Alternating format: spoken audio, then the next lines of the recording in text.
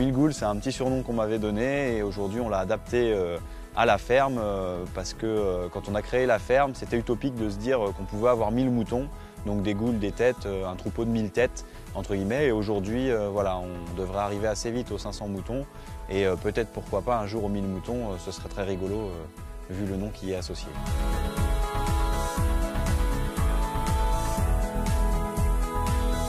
La ferme de Mille Goules, c'est une exploitation agricole spécialisée dans l'éco-pâturage, donc dans la gestion et l'entretien des espaces naturels et des zones humides par le pâturage des animaux, aujourd'hui en ovins, bovins et équins pour notre exploitation. Allez! Allez! On y va! Allez!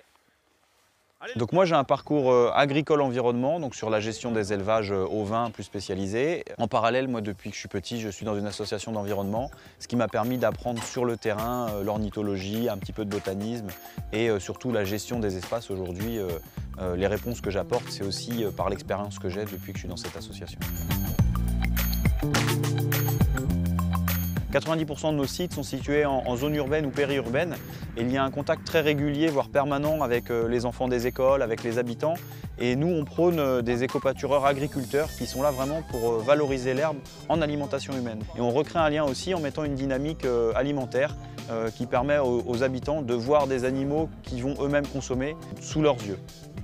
Oui, donc en fait les moutons sont bio parce qu'on respecte le cahier des charges de l'agriculture biologique et on est contrôlé.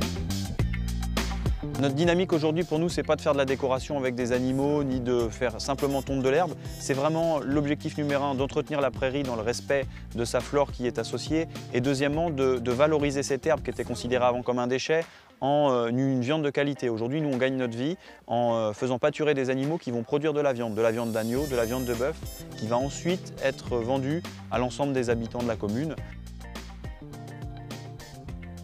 Concrètement, aujourd'hui, la viande, on a un transformateur qui nous fait toute l'opération d'abattage et de transformation. On récupère après nos colis par agneau ou demi-agneau ou par colis de bœuf et nous livrons directement aux clients des communes la viande.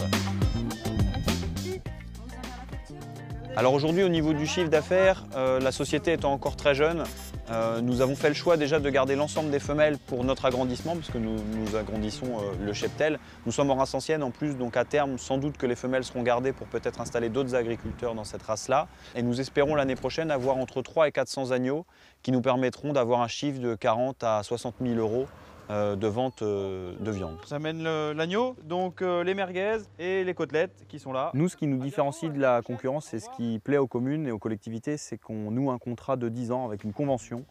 Et derrière cette convention-là, et notre prestation sur les 10 ans est gratuite pour la commune. Derrière, nous avons en plus le fait que nous travaillons en agriculture biologique et que nous utilisons des races anciennes menacées.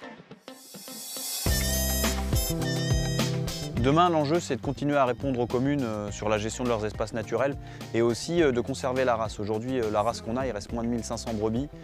Nous espérons donc, nous, en grandissant, augmenter cette race à faible effectif et pourquoi pas la sauver. C'est vraiment un de nos objectifs et aussi de développer la ferme en fonction des demandes pour s'agrandir et surtout montrer qu'une ferme en éco-pâturage peut être viable et embaucher du personnel.